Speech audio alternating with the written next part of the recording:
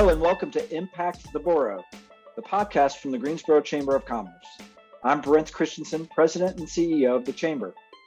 Each week, we'll check in with our partners to share inspiring stories and important information from across the borough, highlighting what we're doing to start and grow businesses, create quality jobs, and develop our workforce. This podcast is brought to you by Triad Federal Credit Union, a modern, mission-driven financial institution focused on the needs of its members, the businesses it serves, and our community. With 5 locations in Guilford County, including a dedicated commercial lending office at Friendly Center and a highly rated mobile banking app, Triad makes it their business to help you grow yours. Visit Truliant.org for more information.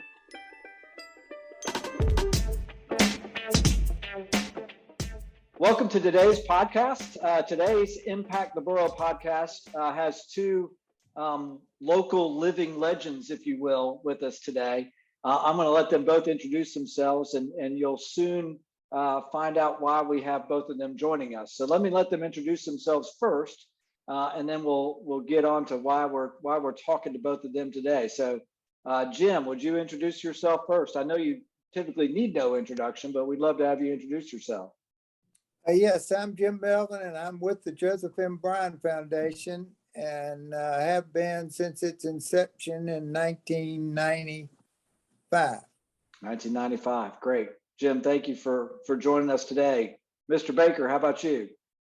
I'm Kevin Baker, and I'm the Executive Director of the Piedmont Triad Airport Authority. I've been here since about 2010, and for about the 10 years before that, I was a consultant at the airport. Great. Well, thanks to both of you all for joining us today. And the reason why I have these 2 gentlemen with us is obviously we've had in the past few weeks some really good announcements for Greensboro, for the region, for a lot of opportunities that will be coming down the pike. And as I thought about these 2 announcements, one, the first being that happened on December 6th, that was the Toyota announcement that they would be bringing a battery manufacturing facility to the Greensboro Randolph Megasite. And the second was on January 26th, where Boom announced that they would be bringing their first and only, I would say, for now, assembly facility to Piedmont Triad International Airport, Boom being Boom Supersonic. Everybody knows who Toyota is. Boom may be a new name for many folks, but this will bring to our community, in each case, more than 1,750 jobs. In the Toyota case, $1.29 billion worth of investment. In the Boom case, $500 million in investment. So some really, really big wins. And as I thought back over these wins, you all know I'm a college basketball junkie, and one of my favorite quotes came from John Wooden, and that is, when opportunity happens, it's too late to prepare. And so I know a lot of people see these announcements and think, isn't that great? We know that we've been working on these announcements more than just the 6 to 8 to 10 months that the projects actually took place. We've been working on them for years. And so I'd like to lead off with Jim and kind of, Jim, take us back to when you first envisioned what a Greensboro Randolph Megasite type project would look like. Can you take us back those years? Well, I can. It was about 10 years ago, and obviously North Carolina was the only state in the Southeast that did not have a large advanced manufacturing auto-related facility, and there were 2 reasons. One, we never had a site that was prepared, and 2, the legislative body was not aggressive. And obviously, because of this announcement on December the 6th, we fixed both of those. But it took us, on preparing the site, it took us 10 years. We put together a wonderful team. We met every other month for all those 10 years, with the goal being, let's get it ready. And so when Toyota came the second time, we were ready. So take me back. I remember you telling me a story of going and visiting with the governor at that time to make sure that everybody was going to be on board when you were putting this site together. You had this great idea, but you wanted to make sure that at least initially, a lot of those team members were going to be were going to be with you. Well, that was very early in Governor Pat McCrory's term, and we met with he and Sharon Decker, who was the Secretary of Commerce at the time. We pointed out to them that the reasons why North Carolina had never scored in this big league economic development. And so we got a commitment from them that the state would be competitive. And then we joined at that point the Piedmont Triad Partnership and Randolph County. We started taking options on roughly 1,800 acres of land. What I didn't know when I agreed to do that was that there were roughly 92 property owners on that in that 1,800. And we committed, and Randolph County committed, that there would be no condemnation with this project. And we were able to pull that off. And as I've mentioned earlier, I think one of the significant and wonderful things about this project, and I've said this, it takes a community to raise a child. It takes a region to attract a project of this size. And that we put together all the people who would ultimately be involved in supplying the various components to get it done: electricity, water, sewer, et cetera, et cetera. And we met every other month for 10 years. And we would, as we would have these meetings, we would give each other assignments with it being that when we got back together in 2 months, we were supposed to have had the things that we agreed to do done. And it was a beautiful process. We never had an angry word. About 3 years into our project, in walks the North Carolina Railroad, and they said they've been watching what we've been doing here in the region, and they would like to join us, which was a huge positive step for the project. They've been great partners. It's ironic that the North Carolina Railroad was created by a former governor who happened to live in Greensboro. And he created the North Carolina Railroad back in 1849. And so the resources that they had allowed us to go over the finish line. Thank you, Jim. Kevin, I'm gonna move over to you, because you came to Greensboro, you came to PTI as part of a big project, right? So your initial introduction to our community was part of a big project with FedEx. Talk to us a little bit about that project, and then your introduction to the airport, your eventual appointment as executive director, and kind of where you were back then and what your plans were back then for the airport. Can you take us through that a little bit? So yeah, in 1998, I actually helped the airport put together its proposal to FedEx against 5 other airports. And after they were selected for that project, I asked if I could be involved in it. And Ted Johnson, my predecessor, said that I could. And we moved here from Pittsburgh, Pennsylvania, and have been here ever since. And then, our company, Michael Baker Corporation, is who I was with at the time. It's no relation to me, but we ended up ultimately running the FedEx project for the airport. And then subsequent to that, Honda came along, and we ran that project for them. With me personally, it was really during the Honda project that I got bit by the economic development bug, I would say, Brent, that you know very, very well. And, really started focusing on that. And it was a result of that once Ted was looking to retire, that I came over and took this position. And since then, obviously, we've been refining the airport's assets to be able to sell to the industry. But the one thing I would say, though, is that, and I've said it a lot recently, is that this is a long time frame view that you've got to have here at any airport, really. And a lot of the success that we're having now is because of what was done 10, 20, 30, 40 years ago by previous staff, previous boards of directors, et cetera, and people who really had the foresight to be out there acquiring property, to be building roads, and making things happen to enable projects like the Boone project. one of the stories I'd love for you to tell as well, because I was part of it as well, is the other economic development bug that you got caught by was we were all chasing a Boeing project several years ago that I think really kind of led to you coming up with the airport's Megasite. And that was a Boeing project that I think ruined all of our holidays one year. We all, worked tooth and nail over a Christmas holiday. Was it Christmas or Thanksgiving? I can't remember which. I think it was Thanksgiving. I think it was Thanksgiving. Anyway, that's our life, right? It takes over your life, and sometimes you get a holiday and sometimes you don't. But that required an awful lot of property and things that I think you realized, the airport maybe didn't quite have at that time. And I'll let you take it from there. I don't want to tell your story.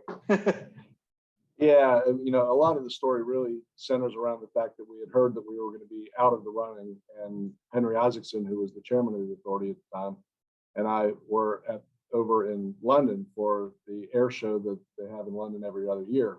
And I was fuming. I was as mad as I could be because we had been knocked out of this race. And Henry just kind of looked at me over the breakfast table and said, well, what do you want me to do about it?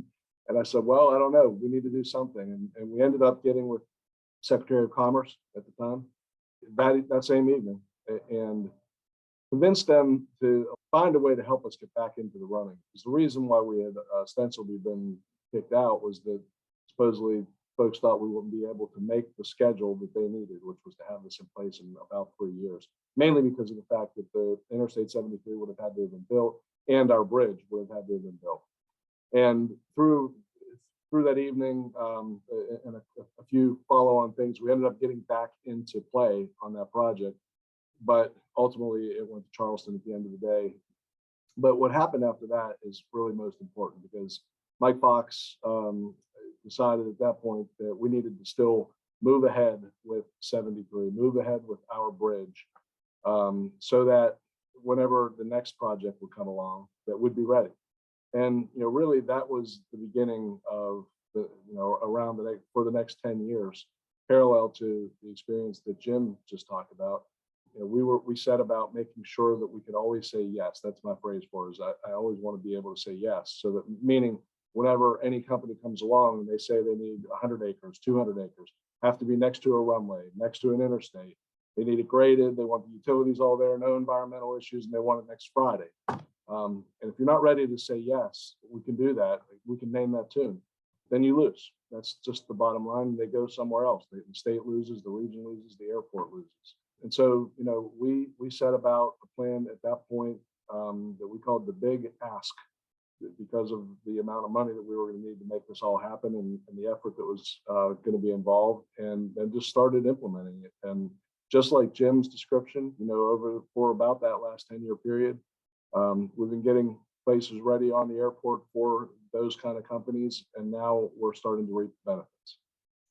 Absolutely. So I'll ask you both this question. I'll start with Jim. Did you ever let doubt creep into your mind on this process, that maybe that this was an exercise in futility, that you'd gone out, you've done everything you could, and maybe it just wasn't going to happen? My nature is not to give up. And I have seen this all along, and that's why what's so wonderful about the team we put together, that we were able to stay focused, and whatever we had that dream in front of us, and whatever it was going to take, we had people ready to commit it. I think one of the beautiful things, and having been a former city official, water and sewer is a precious item for cities, especially when they share it with other places. But the city of Greensboro approved a $21 million water and sewer project in a 30-minute work session with a unanimous vote years before we were able to say we were going to have a project. To me, that's vision. And to me, that's courage. And they ran a line, they're in the process of running a line 12 miles down the road. And I go back to this team. We had the Department of Transportation, we had the Randolph County, Guilford County, City of Greensboro, and we sort of locked together, and we just refused to give up. And one of the best things that probably happened to us is that we lost the Mazda Toyota deal. And that taught us some real lessons, that we had to find some answers to the other questions that we knew we were going to have. And we did that. So the next time we got a chance, the answer to every question was yes. So no, I never got discouraged.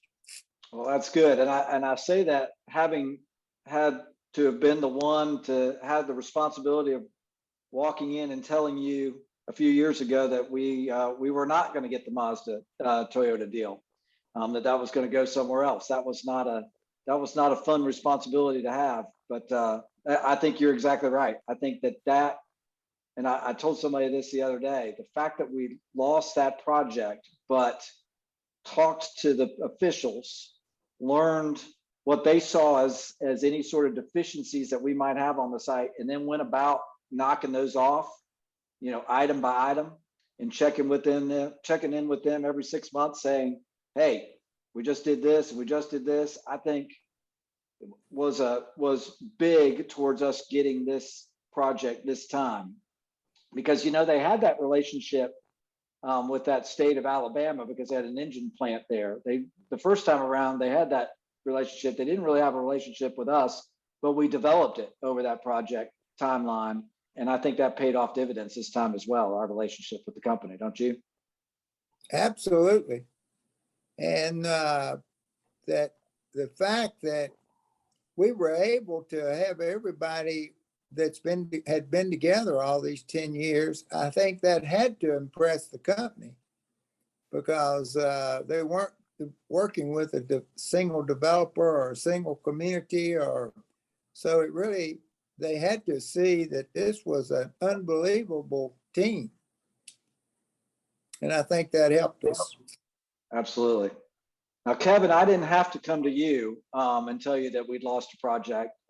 So that's good. But I'll ask you the same question. Any time along the way that you kind of had some doubts creep into your mind as to whether it was going to happen for this wonderful new site that you've got out at the airport? Never, not once. I can't tell you how many times people ask me the question, aren't you concerned that you've got this bridge that's built out there and there's nobody using it right now? And my comment back to them always is no. When I was concerned is whenever we didn't have the bridge and we would have to tell a company, we're going to take 4 years to go through environmental work and build a bridge in order to get their site ready. So, no, from the very beginning, we knew there would be a demand for these kinds of sites, and that demand will continue. And it's just, it has never been a question in my mind, Brent, that we're going to fill it all up. Matter of fact, what worries me now is we got to figure out where the next 1,000 acres is. So that's what's keeping me awake now, and we're just going to figure it out so we're ready in 10 more years. I'll go back to you. What was the most challenging portion for you of the Boom project, in your opinion? Wow, that's a great question. I would say our early inability to demonstrate to the company that this state was the best choice for the company, because I just think that other areas were maybe selling themselves in a different way than we are, and we were very clearly the best all along, and very glad the company figured that out in the end. But that was difficult whenever it was very clear that we were the best, but it was so difficult to convince them. Yeah. Jim, I'll ask you the same question. What was your experience, the most challenging portion maybe of this most recent Toyota project? What did you find to be the most challenging portion of it? Well, the regulators, and I was on the state's Environmental Management Commission for 6 years. So and then being a former mayor, I was very sensitive to that. But I think the fact that we had not had experience of a really big project like this gave our regulators a little heartbeat. And so we had to overcome that, because we had a customer ready to go, and we had to get a permit so they could go. So to me, that was one of. But I have to tell you, and this is for everybody in North Carolina, the fact that the state of North Carolina is very friendly to business is a big plus for all economic development projects. And that was pointed out at our announcement on December the 6th, that Chris Reynolds, the top Toyota fellow, pointed that out, that North Carolina has a very high rating for friendliness to business. And so that's something we ought to always be working with our elected officials to be sure that we keep that reputation. Yeah. All right, so let's talk a little bit about unsung heroes. In projects like this, there are always, right? I mean, there are always people out front, the Jim Melvins, the Kevin Bakers of the world, that are out front. Who are your unsung heroes from these particular projects? Who rises to that level for the two of you? I'll start with you, Kevin, and then I'll go to Jim after that. I would start with our board of directors, who, while not seen publicly a whole lot, they represent the entire Triad, and chairman of our board going back really for decades, but certainly from Henry Isaacson, Steve Shoferty, now Paul Menger, and again, the rest of the current board, and all the board members prior to that, who had the foresight and the wisdom to allow us to go through and make all of these improvements to the airport that made us competitive. I think that you can't say enough about their work. Brent, you and your team, and PTP and its team, and the other cities' economic development folks have always been a huge partner of the airport. Have to give you all great kudos. Mike Fox and really the state legislatures, Senator Berger, others have been huge in leading to this success. There are so many stories that you could talk about with Mike Fox and Doug Gallion before him, in setting the stage for this airport to be competitive for projects like this. That's a few.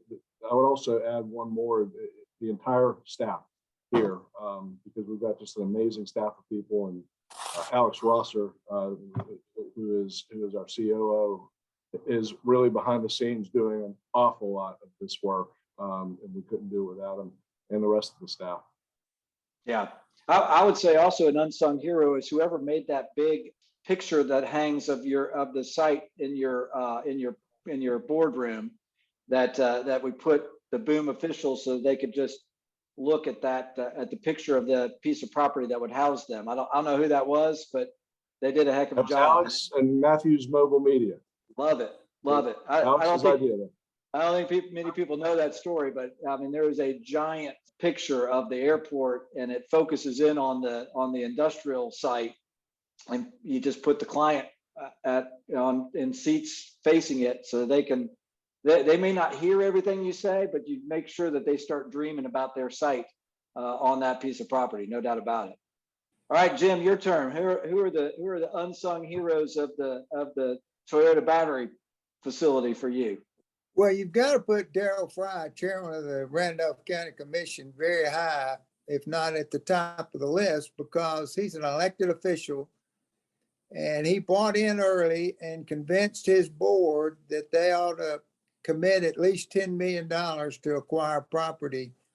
And without a goal at the end at that point, that is really aggressive. Now, you also have to put Nancy Bond, the mayor of Greensboro, who led her board, the council, to approve that $21 million water and sewer project, which is really unusual because that project was going inside of Randolph County, not Guilford County, not the city of Greensboro. And that was a very aggressive move.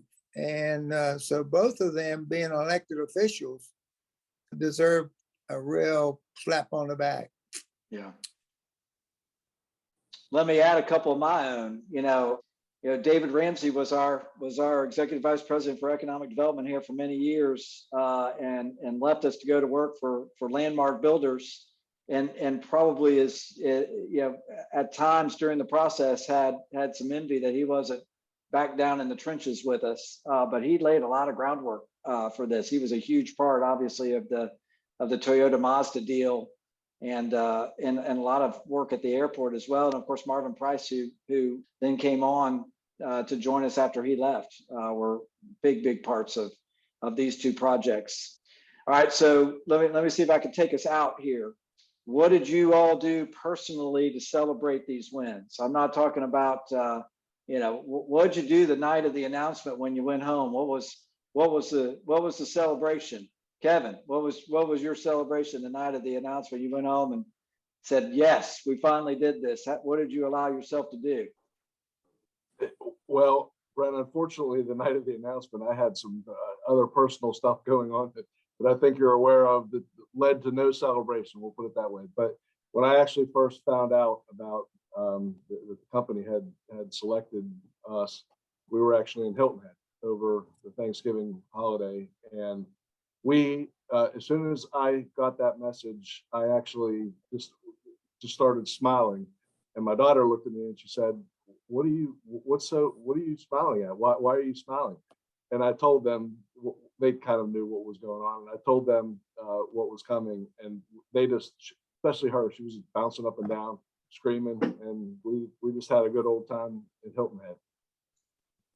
And I know I know you've got this great family celebration tradition, and I'm going to tell it because I love it, because it was a big part of what we did with Boom as well. So I'm not going to tell it. I'm going to let you. But you've got this great wine celebration that you do, and tell the audience how that connected in with Boom. Would you?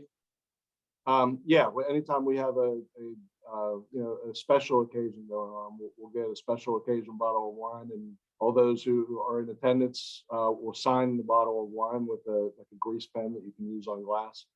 And we had actually, I lost my brother back in early December, and prior to that, he was in the Air Force, and we were looking for a nice bottle of wine to send him in his last days, and we landed on Overture because the word actually means the next stage, and we thought it was pretty appropriate.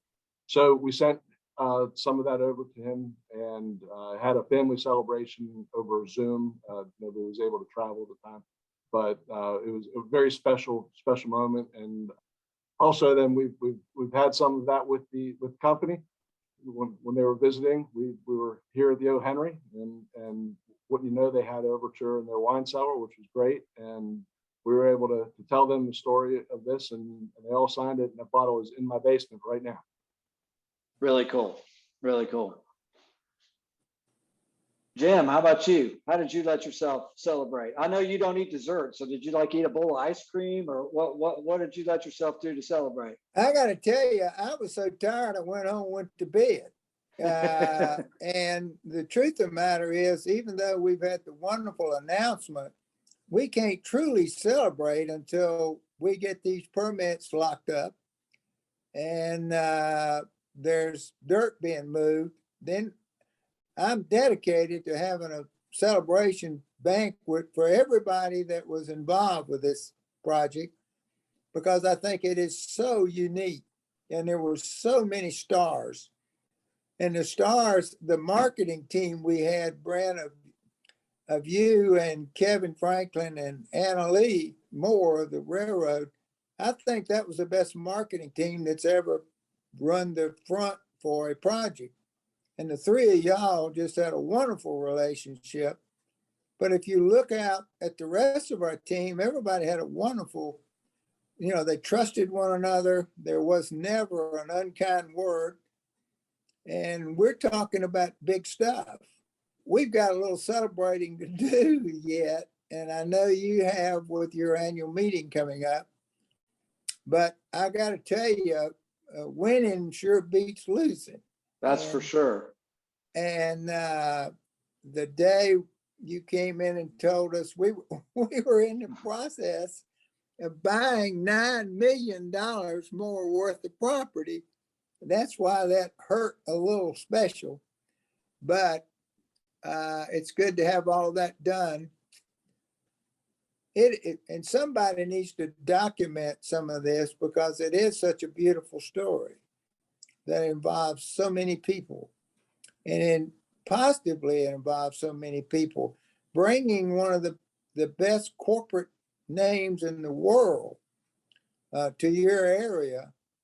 Think about 10 years from now when there have been thousands of families positively impacted about what we did down there on December the 6th. Right, right. You're kind to mention our annual meeting, and the rest of my folks in my office here would hate it if I didn't let everybody know we are going to have a celebration. You'll think back to when we lost that first project, and we had Meredith O'Connor from JLL join us, and I remember sitting in that ballroom, and her message was keep the champagne on ice because something's going to happen good here. Just keep it on ice. It's coming. Hopefully Meredith will be with us. She said she can join us, so we'll hold her to her word. She'll drink a little champagne with us. We'll have folks from Toyota and Boom there. You couldn't think of a better 6 weeks than to have these two incredible announcements. Now my struggle as an economic developer and being in a what have you done for me lately business is there's not a person that I see these days who doesn't say, okay, what's your announcement this month, right? You've had one in December, you've had one in January, now we've turned the page, we're in February.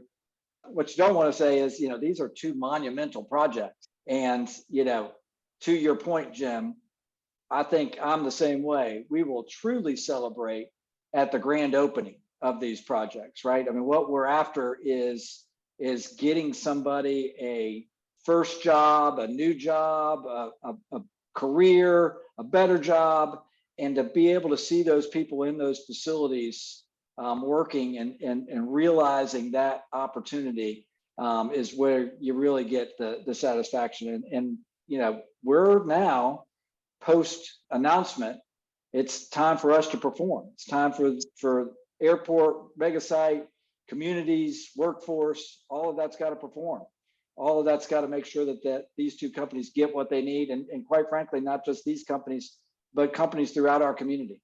Last thing we want is 10 years from now to look back and have the same number of jobs as we've got today.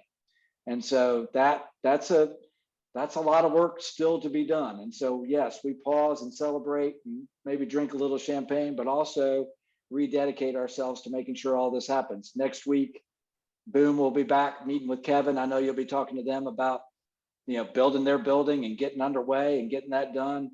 Jim, Toyota will be back, and we'll be talking to them about workforce and about building their building as well. And so, it's crunch time. It's time to go.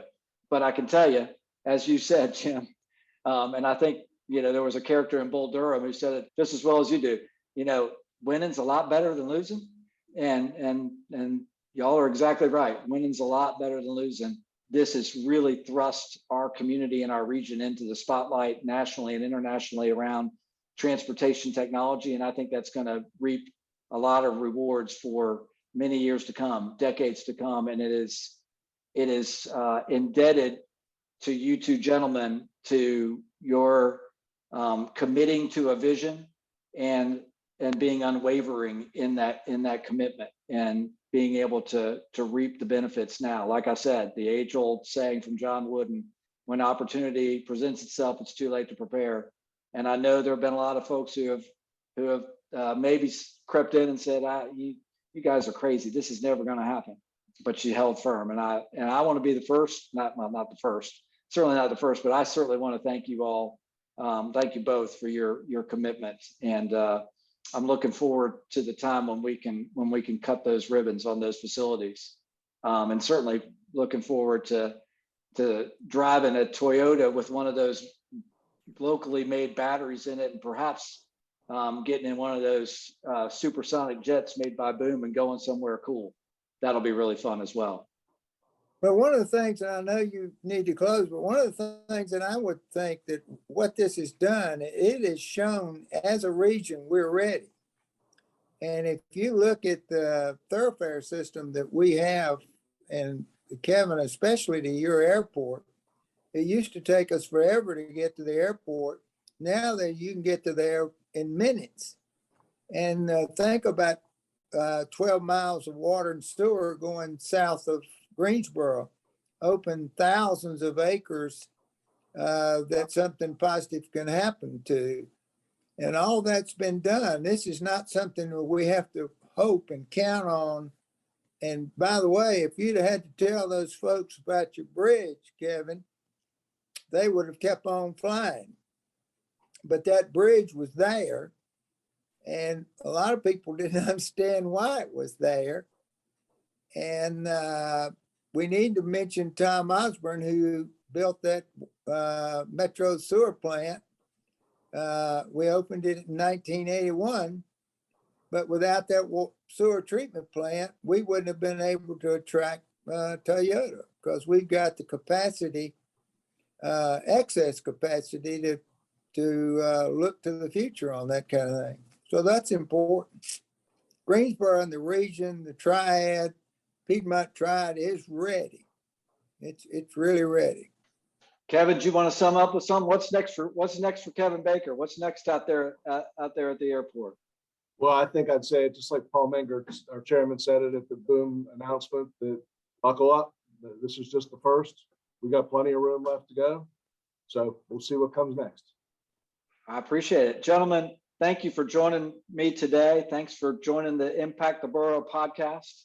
And we're excited about the future for the airport, for the Greensboro Randolph Megasite, really the Triad, and ultimately the state of North Carolina that benefits from these tremendous projects. And again, thank you for all of your efforts.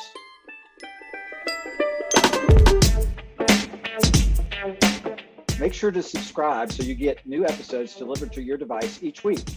You can follow us on Instagram, Twitter, and Facebook at GSO Chamber. See you next time.